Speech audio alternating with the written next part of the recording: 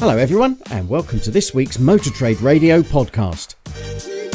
Powered by Motors, the driving force behind multi-site advertising. With Philip Nothard and Curtis Hutchinson, bringing you all the chatter that matters. Well, Curtis, I think it's buckle up, get a coffee, get a tea, whatever you're drinking this morning. Yeah, I suspect we will use the word unprecedented once or twice during the course of this podcast, because I don't know about you, but I've never seen anything like it this past week. It's been absolutely bonkers. The automotive industry in general has been a little bit shook up in the last sort of 10 days, should we say, because as we'll get on to, it started off with a High Court judgment into around finance lending and declaration of commissions and that kind of thing. And then obviously we went from that, which was kind of grabbing all the headlines, which we'll go through, but then very quickly then into what the budget meant for the automotive sector. So, yeah, I mean, trying to get a head around it all. Yeah, let's just say that pulling the headlines together for this pod, it was a daunting challenge, but pretty much. So what we're going to do is we'll look at the budget and we'll look at the finance stories, the developments there in the first half, and then the second half we'll look at the other stories that happened. But the second half, most of those stories typically would be a lead story in any given week. So as I say, it's unprecedented. And we would normally, I mean, you know, we've got awards season coming up, we've got event season coming up. I mean, there's Motor Trader Awards and the AM Live coming up and the Vertu Martin Association seminar on the 27th of November that I'm involved with, all coming up, but we just haven't got the space and the bandwidth this week to cover any of that in any detail. So we'll try and pick up on some of these sort of more routine things next week. And as you say, I mean, some of the headlines that we've got in the second half of today's podcast would normally, as you say, be a lead story. But what we have got this week and kicking off this week is, if you haven't listened to it already, we did manage to catch up with Derren Martin from CAP HPI, who was obviously the midweek guest this week on his normal sort of monthly catch up of what's been happening in the trade values, and particularly looking at October and then thinking about, you know, what the rest of the year looks like. So we have got a bit of a snippet from that interview with Derren to share with you this morning.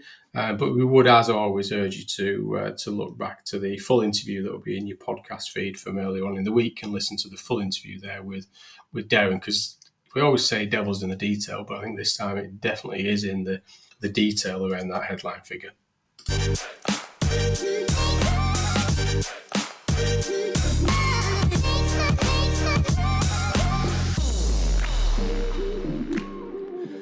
So headlines this week come from AM Car Dealer, the Financial Times, Fleet News, the Daily Telegraph, the Guardian, Sky News, and Automotive News Europe. So a lot of media outlets there, because as we said at the top of the show, it's been a big week. So starting with the budget, Chancellor Reeves' first budget ushers £40 billion in tax rises amid fiscal shift.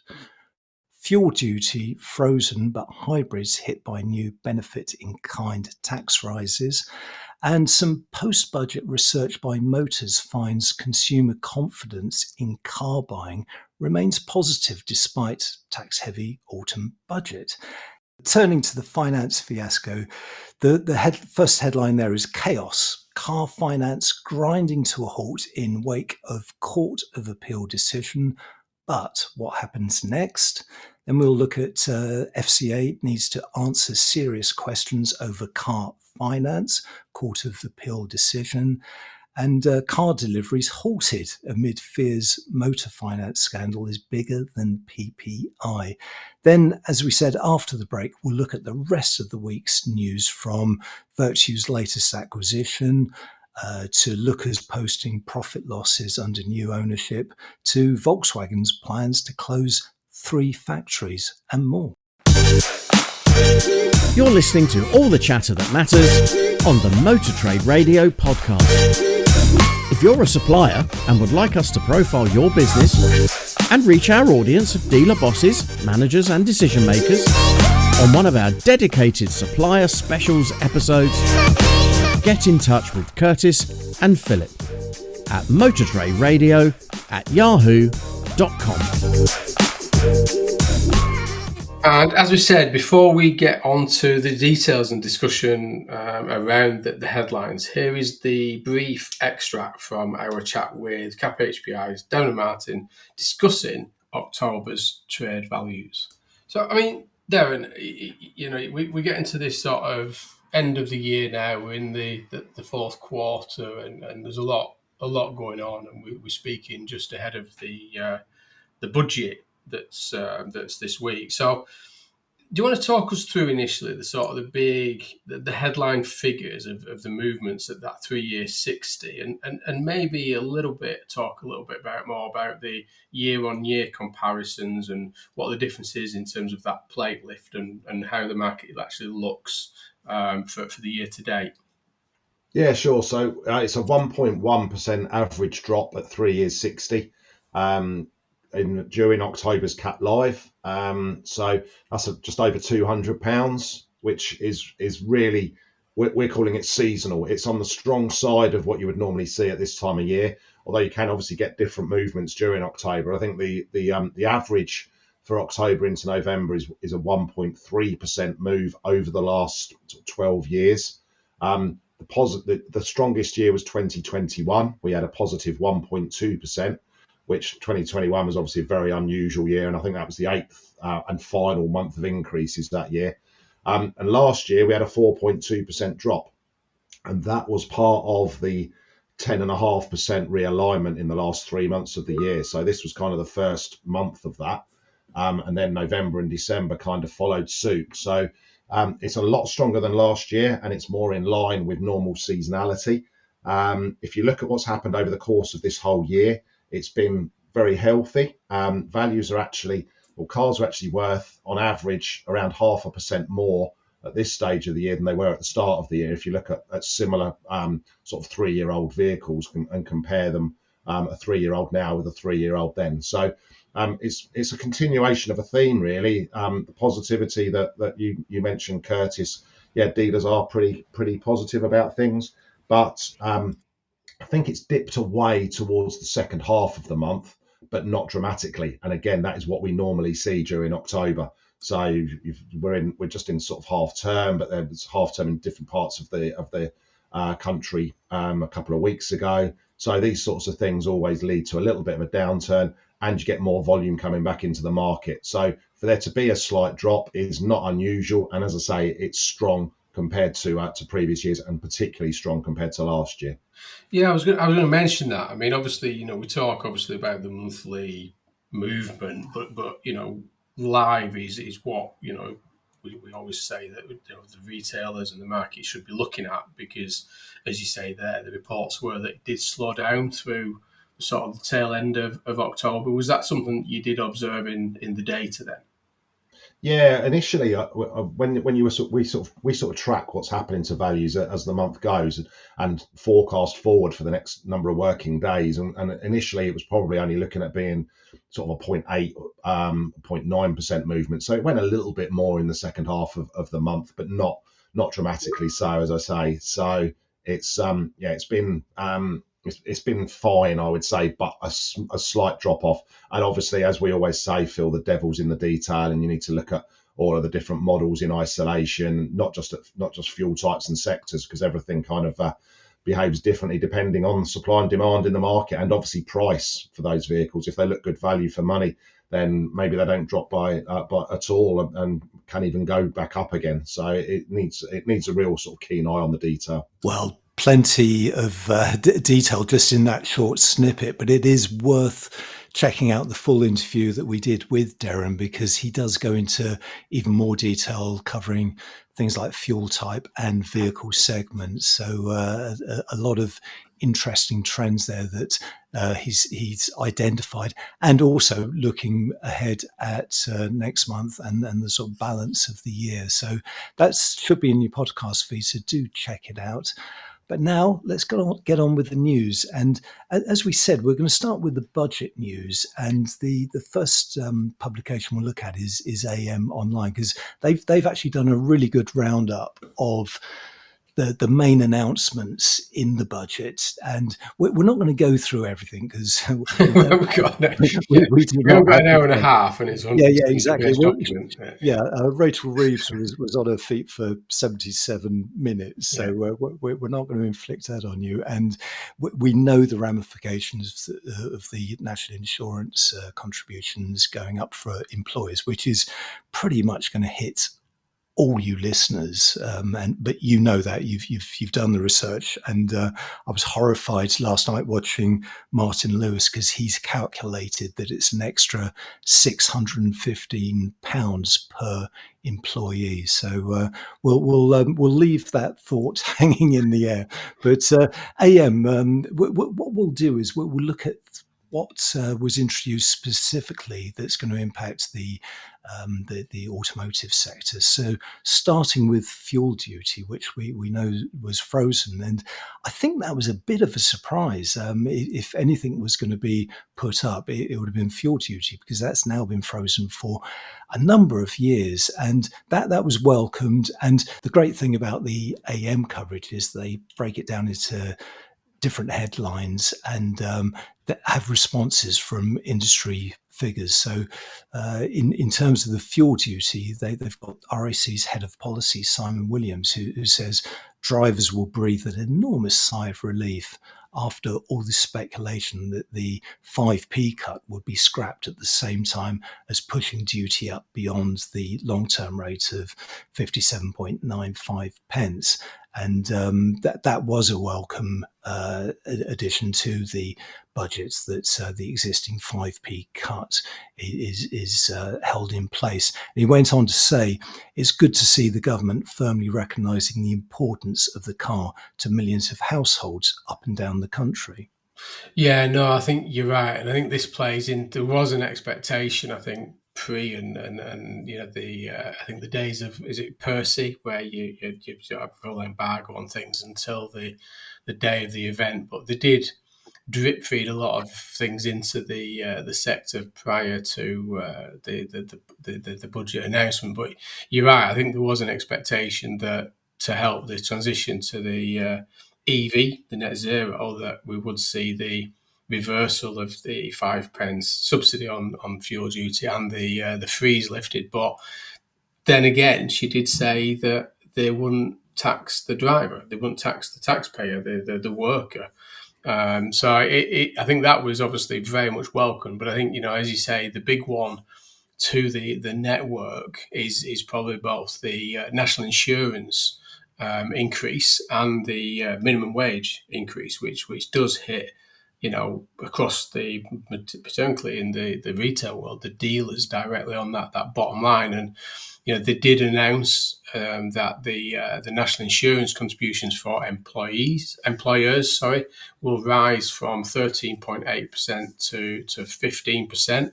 And as you said before, there is a few commentators in this story, and Sue Robinson, who is the chief executive of the NFDA, which is the National Franchise Dealer Association, is saying that raising employer NICs to 15% will significantly increase the cost of running a franchise dealership, particularly at a time when businesses are already facing pressure from rising energy costs and adapting to the shift to electrification vehicles. And what about electric vehicles, I hear you say, Phil? Because this was a subject of much speculation in the lead up to the budget, and whether or not there'd be any meaningful incentives for retail buyers to start purchasing EVs. Well, unfortunately, there wasn't. So the main benefit for EVs is pretty much in the company car sector. So Rachel Reeves said the government wanted to support the take-up of EVs by maintaining existing incentives, tax incentives for company car drivers from 2028. So this was really clarifying the rules that are already in place and will be extended beyond 2028.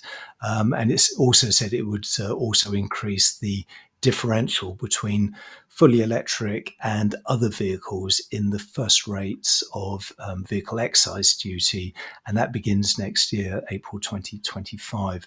And that measure is forecast to raise about £400 million by the end of the forecast period. But in a move which will significantly impact drivers of plug-in hybrids, the appropriate percentage rates for vehicles which produce 1 to 50 grams CO2 per kilometre are also capable of operating on electric power within a certain range will be amended. So, not so great news there for hybrids. No, not at all. And I think on a positive note towards that EV, because I think everybody listening to the statement kind of, I think it was literally 2 or 3 seconds of flashed through, obviously around the taxation that you've just gone through there, Curtis. But what they did say that they are allocating a £2 billion fund to electrification, and that's all about infrastructure investment, etc., around that over the next decade. So there is some of that 40 billion going towards EV as a broader infrastructure and development perspective. But yeah, there's a lot in this that's happening. But as you say, we'll share all the links to these stories on our newsletter on Monday morning as always. But there's also the story in Fleet News that does talk about, obviously, the headline saying fuel duty frozen and hybrids hit by the new benefit in kind taxes. Now, what was hidden within the budget was the intimation that the 2030 deadline from 2035 that was in the Labour's manifesto that wasn't then confirmed when they took government, and then it was rumoured that there was a consultation taking place.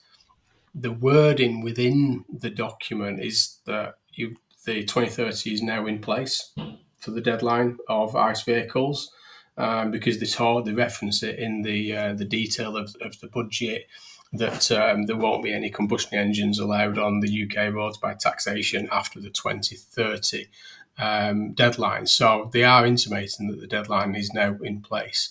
But there's a great story in the Fleet News that goes into a little bit more detail, and they do highlight that double cab pickup is a big one as well, isn't it, Curtis? Yeah, and it's an interesting one because we've covered this probably quite a few times actually on the podcast, because it's the tax treatment of double cab pickups. Are they company cars or should they be treated as normal cars? So the story goes on that after the previous government performed a spectacular U-turn after announcing it was initially going to treat double cab pickups as company cars, the new Chancellor has now changed the vehicle's definition for tax purposes. So again, hidden in the small print of the budget, the government says it will treat double cab pickup vehicles with a payload of 1 tonne or more as cars. So, they lose that favourable tax benefit. Yeah, and just before we talk about consumers' reaction to the budget, on a positive note, there is a little bit of funding that has been allocated to local authorities for potholes. I'm not sure how far the funding will get them, so I don't expect anything too soon, too quickly. But they have allocated further funds of the tune of 500 million, as an increase to 500 million to almost 1.6 billion to maintain and renew roads between 2024 to 2025 there. So I suppose there's a bit of welcome there for the road user. And about time too. Definitely. So moving on to car dealer, and the headline there is consumer confidence in car buying remains positive despite tax-heavy autumn budget. So this is based on some research that Motors did immediately after the budget, and I was involved in this particular project, and the turnaround was actually incredible. So we as part of this, 1,000 people were surveyed immediately after the budget to find out what their buying intentions are and how the budget may have impacted them. So 1,000 people were quizzed, and the results found that nearly two-thirds, so 64%, said their car buying plans had not actually changed because of the budget. So overall, nearly a quarter plan to buy in the next 3 months, 33% in the next 6 months, and 50% in the next 12 months. And as a result of the budget, 20% will actually buy a car later than planned, while 16% expect to buy sooner. And half of buyers say their original plans to buy new, nearly new, or used have not actually changed.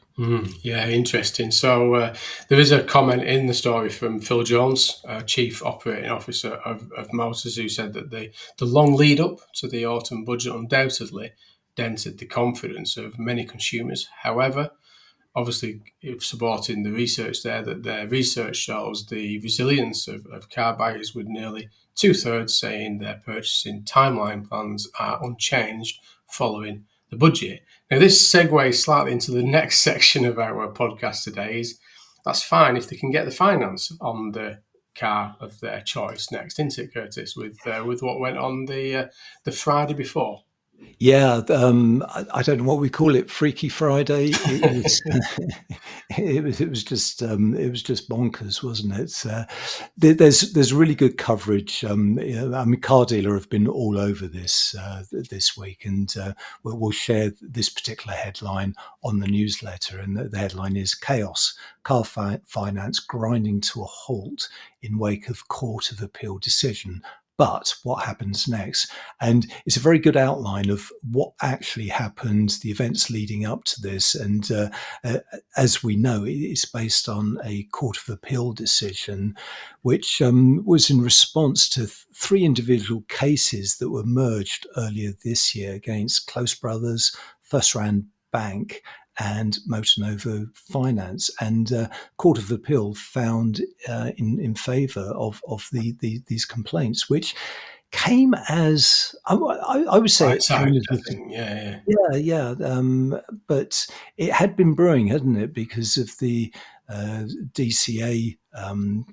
Yes. Yeah, there was the Background. discretionary thing taking place that the Yeah. DCA, the FCA were looking into, and then they deferred their decisions, and that was kind of from December, and then they pushed that into 2025. So I think there was a view that there was some change coming once the FCA had taken time to investigate and review the sector in terms of that discretionary commission allowance that takes place. But this court case, I think, blindsided the sector in the broader sense, and obviously it created an immediate reaction from a lot of the car financing companies to cease lending with immediate effect. And because it came in action straight away, obviously it then creates a bit of a challenge to the sector as to whether they are following correct process in terms of their lending criteria. And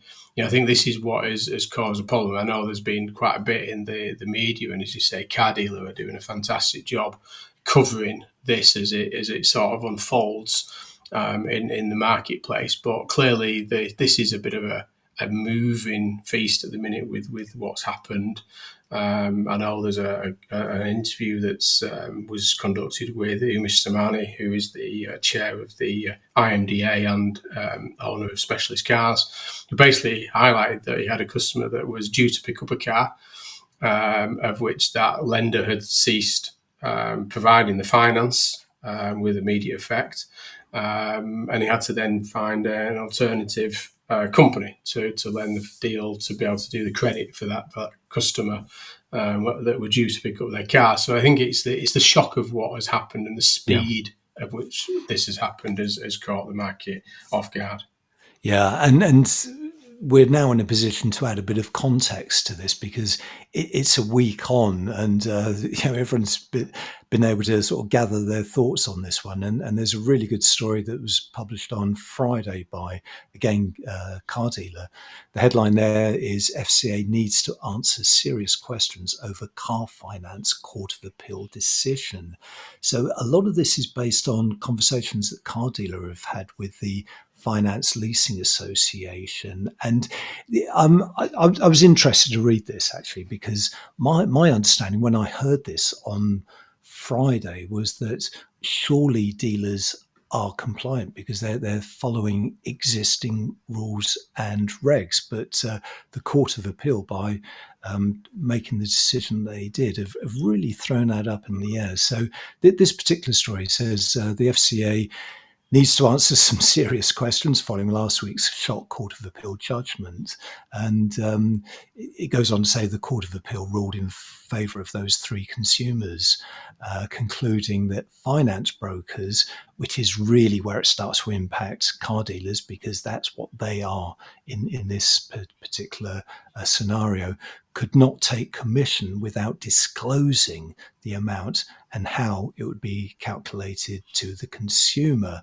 So clearly it sparked chaos with many finance firms stopping business immediately and customers turning up at dealerships unable to drive away in their new cars, because this was the human impact, wasn't it? Because customers who already had their finance agreements in place prior to last Friday and were due to pick up their car from Friday could no longer do so because of this ruling.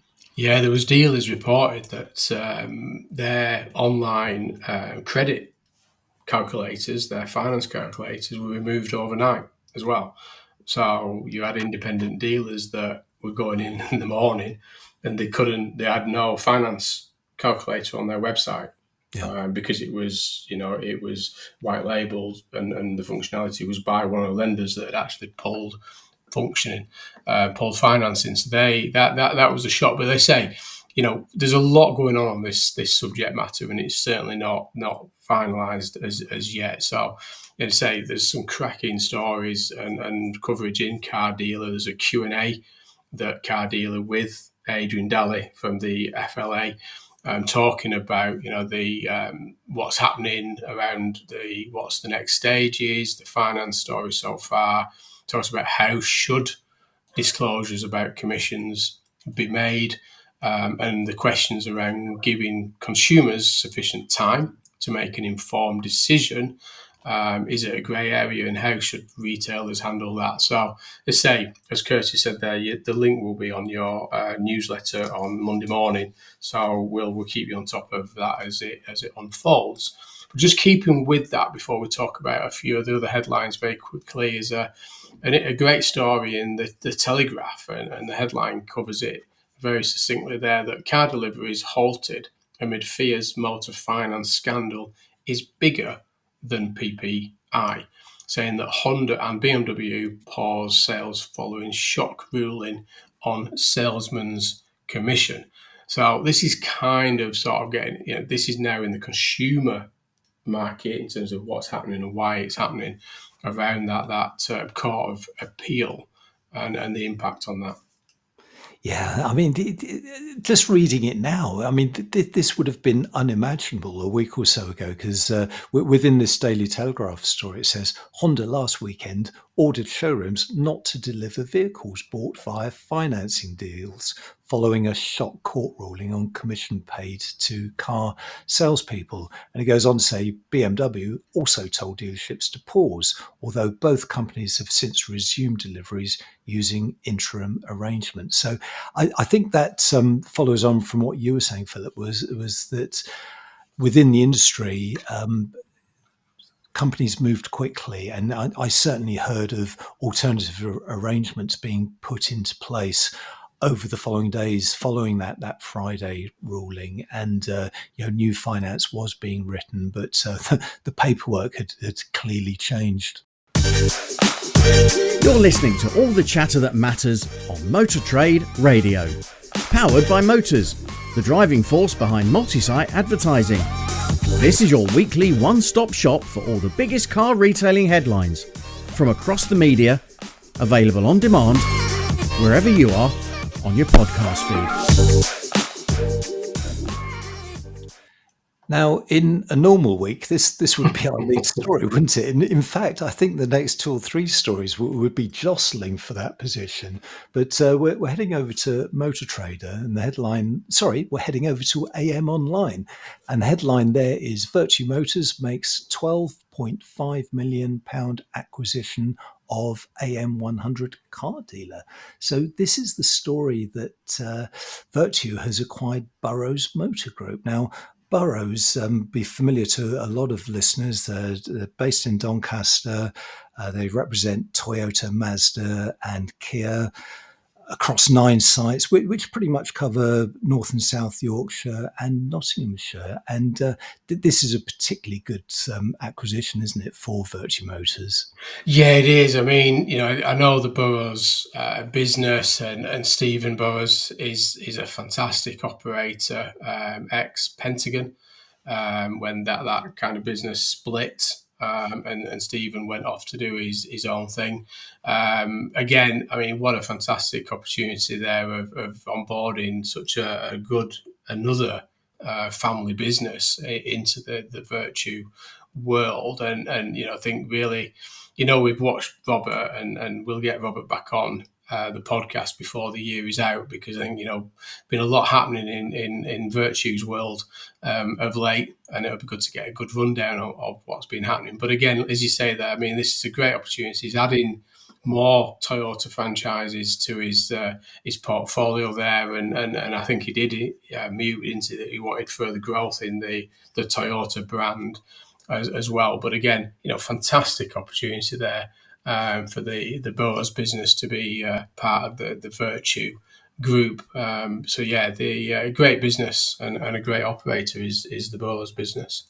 Yeah, and I think you're absolutely right with Toyota, because it's something that Robert has actually mentioned to us on the pod before, that he's a big fan of Toyota, and opportunities to expand their reach with Toyota, are clearly seriously being considered. He does say within the piece, we have long admired the Burrows business and are delighted to have completed this acquisition, creating further scale for the group with key manufacturer partners. Yeah, and he does go off to finalise that, talking about the acquisition of Burrows gives them the considerable scale in their partnership with Toyota and strengthens the Vertu brand in Yorkshire and Nottinghamshire, and that this is in line with their strategy to actively pursue value as an aggressive growth opportunities to enhance their portfolio, and applying strict investment return metrics as well as returning cash to their shareholders. And Stephen Burrows is 73 of age, and has been an influential retailer for Toyota, and he was also an active member of its franchise board. And heading over to Motor Trader for the next story, the headline there is Group 1 looks for further growth in the UK through acquisitions. So this story is pretty much based on the Q3 results from Group 1, which saw year-on-year gross profit up 8.4% to £656 million, on turnover up 11% to £4 billion. So Group 1 has clearly accelerated its UK growth, and for the quarter, UK gross profits rose 68.6% on turnover that was up to $1.2 billion. Now, in July this year, Group 1 bought 4 Mercedes-Benz dealerships in the UK, which is expected to generate $105 million in annual revenues, with new car sales recorded as net revenue under the agency model. And of course, it's all in dollars because Group 1 is an American business. Yeah, and that there is another story out this week about the Mercedes brand under agency talking about increase on sales over year-on-year performance. So I think this is sort of supporting that the agency transition for Mercedes seems to be now paying off for the retailers. They are getting the dividends on return from the agency model, and I suspect this is because it's the vehicle is not their problem now. It's the manufacturer's issue, and it gives them the cash flow release under that agency model. So I think this transition to an agency format for Mercedes seems, on the face of it, to be paying off. But sticking with dealers and going over to car dealer, and this is Lookers, which are obviously part of the Auto Group. Global Auto Group, should I say, that Lookers crashes to a 1.8 million loss as delayed accounts reveal impact of Global Auto Holdings takeover. Saying that the dealer group, obviously, Lookers published their first set of annual accounts since the Canadian takeover last year, and the delay the documents revealed that the pre-tax profit fell from 84.4 million in 2022 to 1.8 million loss in the financial period of 2023, and that the cost of delisting the company from London Stock Exchange is revealed to have been 16.6 million, and that the firm also splashed out 8.4 million on redundancy packages after they put in the 14% of the entire workforce at risk.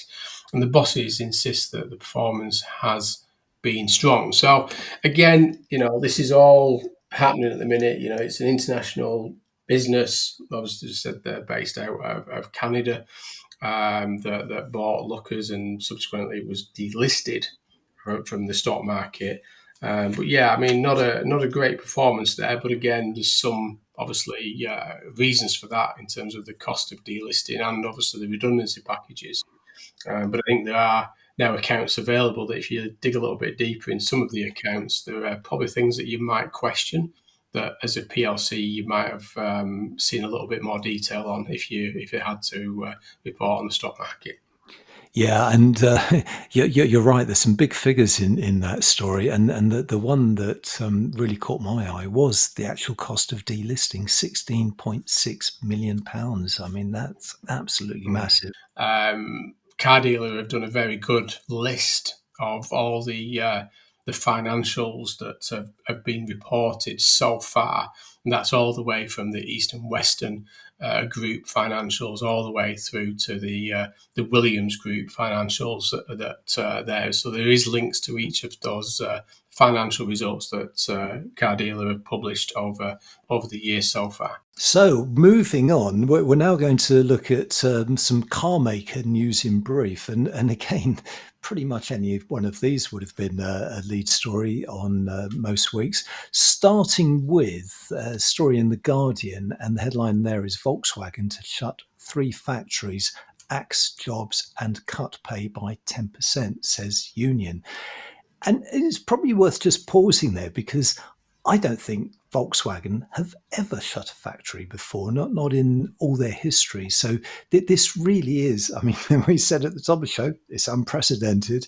So the story goes on that Volkswagen is planning to shut at least 3 factories, so it could be more, in its home country, lay off thousands of workers and cut pay by 10%.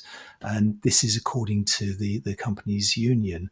And it's worth pointing out that Volkswagen and the union, they do actually work very closely together within Germany. Different rules apply, but there is sort of a close relationship there.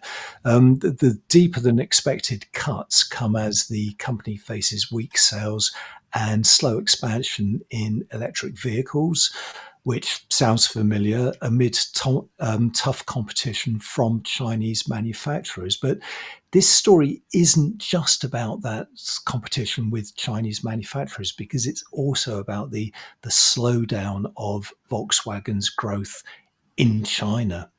Yeah, no, I think you're right, and you said right at the start of the story there. I mean, this is unprecedented in terms of this VW shutting factories or shutting plants, and we know within the sector, anybody that's involved with that sort of OEM space and that manufacturing space, it is a very costly exercise to shut a factory down, a plant down.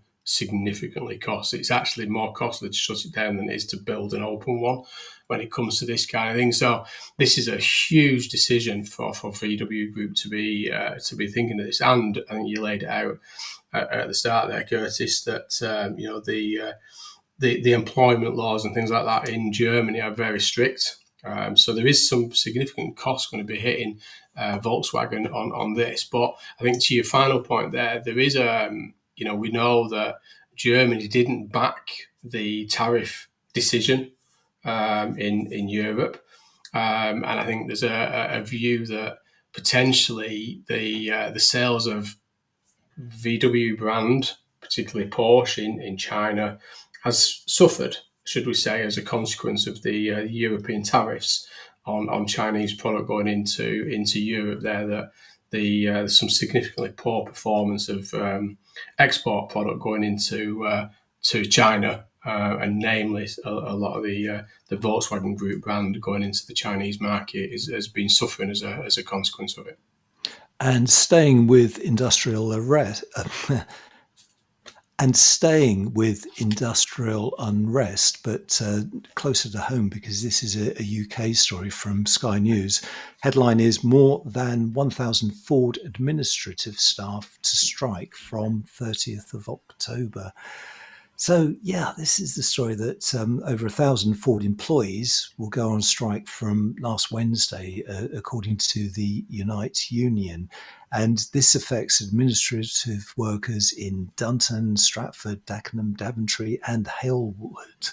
And what happened was there was a walkout. There was a 24-hour strike over a long-running dispute about pay and contract changes. And the brand has offered many office workers a one-off payment for 2024 rather than giving them a permanent pay rise. And this is all based around performance-related pay, which will be imposed from next year for all staff. So, didn't see this one coming either. No, it's not. I mean, it's not good for UK. And obviously with Ford, they're suffering a little bit of what's happening there. So yeah, you do feel for that.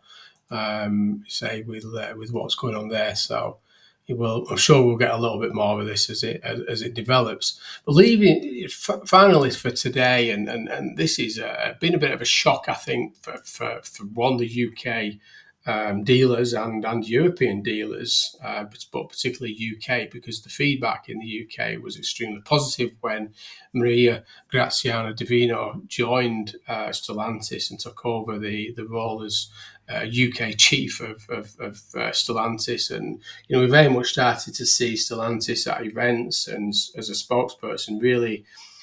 We know that there was that reversal want there of the agency model, and they plan to work very closely with the dealer network. And the feedback that I was getting on Marie was very positive. And I think the dealer network in the UK saw that as a very positive move for the brand or the brands within the UK. But unfortunately, she's heading over to BYD. Which on the face of it looks like a great win for BYD taking on Maria to head up their European growth strategy. Yeah, and this will see her becoming regional managing director for Europe. So she'll be responsible for Germany, Switzerland, Poland, Austria, and the Czech Republic. And she starts the new position on the 1st of December. Divino is expected to help consolidate BYD's activities in Europe at a time when the company's distribution network is expanding, and it's expanding fast. And BYD said in a statement, they clarified this last week. Now, Divino, who became Stellantis UK chief only in September last year, it seems longer ago than that, had previously covered several positions within the group and its predecessor, Fiat Chrysler. So she is hugely experienced, and she will bring a lot of experience to this position. So we can only expect to hear more from BYD, certainly over the coming months now. Yeah, so as I said right at the start of the show, big show, lots going on. We hope that we've tried covering the majority of what's been happening in the last sort of week to 10 days. As I say, we will share all these stories in the newsletter through LinkedIn on Monday morning, as always. So I would strongly suggest, particularly around the budget and the High Court finding around discretionary commissions, etc., to head over to those links, because you will be able to keep up to date as those stories unfold in the marketplace. So hopefully we've covered everything for you this week, Curtis. I think we did it. Well, I think so. I don't think we can cram anything more in, can we? No, it was a packed show for sure. It certainly was. But that really is all for now. So many thanks for joining us on the Motor Trade Radio podcast. Until next week, it's goodbye from me. And it's goodbye from him. Thank you for listening to the Motor Trade Radio podcast, powered by Motors, the driving force behind multi-site advertising. We'll be sharing all the URLs from this week's headlines on Monday morning. To make sure you receive them, just subscribe to the free newsletter on our LinkedIn page. Just search Motor Trade Radio Podcast.